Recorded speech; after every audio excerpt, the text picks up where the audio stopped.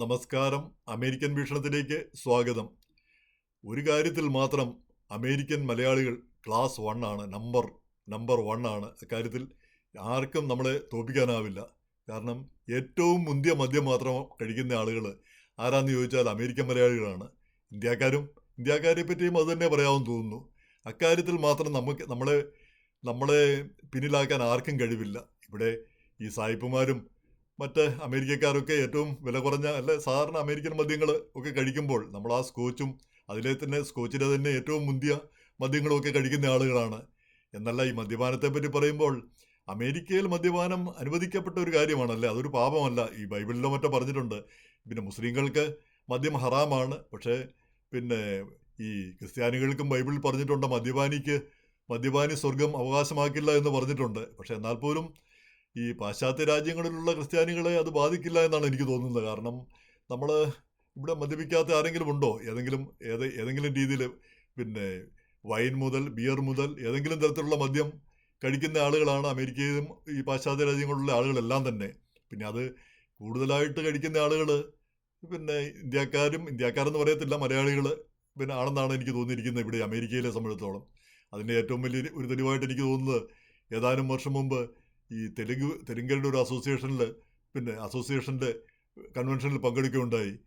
അവിടെ ഒരു 10,000 പേര് പങ്കെടുക്കുന്ന കൺവെൻഷനാണ്. അവിടെ പല സ്റ്റേഷനുകളിലും മദ്യം പിന്നെ വച്ചിരിക്കുന്നു. പക്ഷേ ആളുകളെല്ലാം പോകുന്നത് ഈ പിന്നെ സ്നാക്സ് എടുക്കാനും അതുപോലുള്ള ഭക്ഷണം എടുക്കാനാണ് പോകുന്നത്. മദ്യത്തിൻ്റെ ആ സ്റ്റേഷനുകളിലേക്ക് ആരും തന്നെ ചെല്ലുന്നില്ല. നേരെ മറിച്ച് ഒരു മലയാളി സമ്മേളനമാണെങ്കിലോ, അതിനെപ്പറ്റി ഏറ്റവും നല്ലൊരു ഉദാഹരണം പറയുന്ന ഒരു മലയാളി സമ്മേളനം കൺവെൻഷൻ നടക്കുമ്പോൾ ആ മുന്തിയ ഹോട്ടലിൽ അവർ ഒരുവിധപ്പെട്ട പിന്നെ ഈ ലിക്കറുകൾ, വിസ്കിയും ബ്രാൻഡിയും എല്ലാം തന്നെ തീർന്നു, കൊണിയാക്കും എല്ലാം തീർന്നു. പിന്നെ അവരുടെ അവരുടെ ഗോഡൗണിൽ പോയി ആ സാധനങ്ങളെല്ലാം എടുത്തുകൊണ്ട് വന്നു. എന്നിട്ട് അതും തീർന്നു. ഒടുവിൽ അവർ തന്നെ ചോദിക്കുക, ഇതെന്തോരു മനുഷ്യരാ. സാധാരണ മനുഷ്യരെന്ന് പറഞ്ഞാൽ ബിയറും പിന്നെ വൈനും ഇങ്ങനെ പല തരം സാധനങ്ങളാണ് കഴിക്കുന്നത്. ഇതുപോലെ ഹാർഡ് ലിക്കർ കഴിക്കുന്ന ആളുകൾ പിന്നെ മലയാളികളെ പോലെ വരെ ഉണ്ടോയെന്ന് സന്ദേഹിക്കേണ്ടിയിരിക്കുന്നു. അപ്പോൾ അതിൽ തെറ്റൊന്നുമില്ല കേട്ടോ. അമേരിക്കയിൽ വന്നപ്പോൾ നമുക്കറിയാം പല തെറ്റുകളും അമേരിക്കയിൽ ശരികളാണ്. ഉദാഹരണത്തിന് ചൂതാട്ടം നിയമവിധേയമായ കാര്യമാണ് ഇവിടെ. അപ്പോൾ അതിനെപ്പറ്റി പറയുന്നൊരു കഥയുണ്ട്. അതായത് ഈ നമ്മുടെ കൊളംബസ് ഒരു ചൂതാട്ടം നടത്തുകയാണ് ഇന്ത്യയിലേക്ക് പോകാനായിട്ട്. ഇങ്ങോട്ട് ഈ വഴിക്ക് പോയി നോക്കിയാൽ എന്താ, കിട്ടിയാൽ കിട്ടി, പോയാൽ പോയി എന്നുള്ള രീതിയിലാണ് അദ്ദേഹം ഇങ്ങോട്ട് പോരുന്നത്, കപ്പലോടിച്ച് പോരുന്നത്. ഭാഗ്യത്തിന് ഇവിടെ അമേരിക്കയുടെ പിന്നെ ഐലൻഡുകളിൽ ഡൊമിനിക്കൻ റിപ്പബ്ലിക് ആ ഭാഗത്ത് എവിടെയാണ് എത്തിപ്പെടുന്നത്. അപ്പോൾ അങ്ങനെയാണ് അമേരിക്ക കണ്ടെത്തുന്നതാണ് പറയുന്നത്. അപ്പോൾ അമേരിക്കയുടെ ചരിത്രം തന്നെ ഒരു ചൂതാട്ടത്തിലാണ് ആരംഭിക്കുന്നത്. അതുകൊണ്ട് ഇവിടെ ചൂതാട്ടം ആകാമെന്നാണ് ഇവിടെ ആളുകൾ പറയുന്നത്. അതുപോലെ തന്നെ ഈ മദ്യപിച്ച് വണ്ടി ഓടിക്കുന്ന അമേരിക്കയിൽ വലിയ കുറ്റമാണ്. ഇന്ത്യയിലും അങ്ങനെ തന്നെ. പക്ഷേ ഇവിടെ ഇപ്പം ആരും ഊതിച്ചു നോക്കുകയോ അല്ലെങ്കിൽ എത്രം കാണിച്ചു നോക്കുകയോ ഒന്നും ചെയ്യാറില്ല. പക്ഷേ എവിടെയെങ്കിലും പോയി ഒന്ന് നമ്മൾ തട്ടുകയോ മുട്ടുകയോ അല്ലെങ്കിൽ നമ്മൾ വണ്ടി ഓടിക്കുമ്പോൾ അങ്ങോട്ടോ ഇങ്ങോട്ടോ മാറുകയോ ഒക്കെ ചെയ്ത് കഴിഞ്ഞാൽ പോലീസ് കണ്ടു കഴിഞ്ഞാൽ അവിടെ നിർത്തിക്കും. അപ്പോൾ പിന്നെ അവർ ടെസ്റ്റ് ചെയ്യും നമ്മൾ മദ്യപിച്ചിട്ടുണ്ടോ ഇല്ലയോ എന്ന്. മദ്യപിച്ചിട്ടുണ്ടെങ്കിൽ അതൊരു വലിയ കുറ്റമായി തീരും.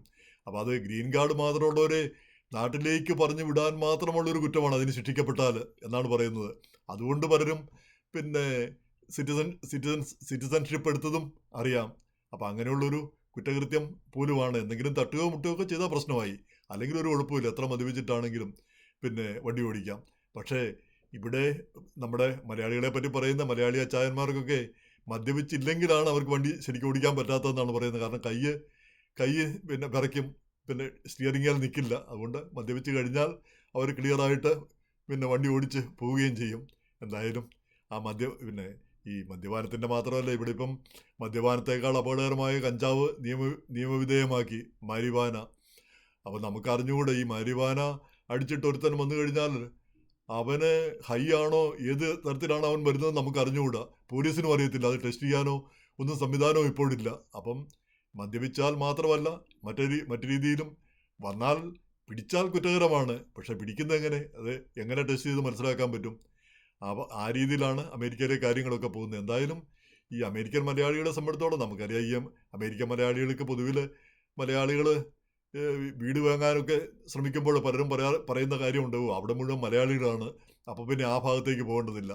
പക്ഷേ നമ്മൾ ഓർക്കേണ്ട ഒരു കാര്യമുണ്ട്, അറ്റ കൈക്ക് ഏറ്റവും അവസാനം നമ്മൾ ആശ്രയിക്കുന്ന ഒരു ഘടകം മലയാളി സമൂഹമാണ്, നമ്മുടെ സമൂഹം തന്നെയാണ്. നമുക്ക് വേറൊരാളോട് പോയി പറയുന്ന പോലെയല്ല, നമ്മുടെ സമൂഹത്തോട് പറഞ്ഞാലാണ്, നമ്മുടെ സമൂഹമാണ് എന്നും നമ്മളോടുകൂടി നിൽക്കുന്ന ഒരു സമൂഹം. വേറൊരുത്തരും നമ്മളോട് ആ രീതിയിൽ പെരുമാറില്ല. അപ്പോൾ നമ്മുടെ സമൂഹത്തെ വെറുക്കേണ്ടതോ പിണക്കേണ്ടതോ ഇല്ല, അത് പിന്നെ മറികടക്കേണ്ടതുമില്ല, അത് മോശമായിട്ട് കരുതേണ്ടതുമില്ല. എങ്കിൽ പോലും പലപ്പോഴും മലയാളികൾ കൂടുതലുള്ള സ്ഥലത്തൊന്നും വീട് വാങ്ങേണ്ടതില്ല എന്ന് പലരും പറയുന്നത് കേൾക്കാറുണ്ട്.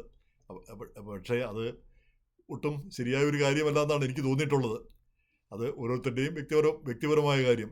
എന്തായാലും ഈ മദ്യപാനത്തെ പറ്റി പറയുമ്പോൾ ഈ പിന്നെ ഈ കാറ് വാങ്ങുന്നത് പോലെയാണ്. കാറ് നമുക്കറിയാം, ആദ്യകാലത്ത് ഇപ്പോൾ ആളുകൾ ഇവിടെ വരുമ്പോൾ പൈസ ഒന്നും ഇല്ലാതാണ് വരുന്നത്. നമ്മൾ മിക്കവരും വരുന്നത് ന്യൂയോർക്ക് പോലുള്ള സിറ്റിയിലാണ്. മിക്കവരും ആദ്യകാലത്തെ ആളുകൾ മിക്കവരും ന്യൂയോർക്ക് സിറ്റിയിലാണ് വരുന്നത്. കുറേ കാലം ന്യൂയോർക്ക് സിറ്റിയിൽ താമസിക്കും. എൻ്റെ പ്രധാന കാരണം ന്യൂയോർക്ക് സിറ്റിയിലാണ് വാടക കുറവ്. അതിന് പുറമെ ട്രാൻസ്പോർട്ടേഷൻ, ഈ സബ്വേയിൽ കയറി കഴിഞ്ഞാൽ ചുരുങ്ങിയ $1-2 ഉണ്ടെങ്കിൽ പിന്നെ സിറ്റി മുഴുവൻ കറങ്ങാം, ആ രീതിയിൽ കറങ്ങിക്കൊണ്ടിരിക്കാം. ആ ഒരു സംവിധാനം. പിന്നെ ഇത്തിരി കാശോ ഇത്തിരി സംവിധാനം ആകുമ്പോഴത്തേക്ക് മറ്റ് സ്ഥലങ്ങളിലേക്ക് പോകുന്നു. അങ്ങനെയാണ് കുടിയേറ്റം അങ്ങോട്ട് പിന്നെ വ്യാപിക്കുന്നത്. ഇന്നിപ്പോൾ അത് മാറി. ഇന്നിപ്പം ന്യൂയോർക്ക് സിറ്റിയിലല്ലാതെ തന്നെ ആളുകൾ ധാരാളമായിട്ട് എല്ലാ സ്ഥലങ്ങളിലേക്കും വരുന്നു. കാരണം അവരുടെ ബന്ധുക്കളും മുൻകാലത്ത് വന്ന ആളുകളുമുണ്ട്. അപ്പോൾ അങ്ങനെ ആ ഒരു മാറ്റമുണ്ട്.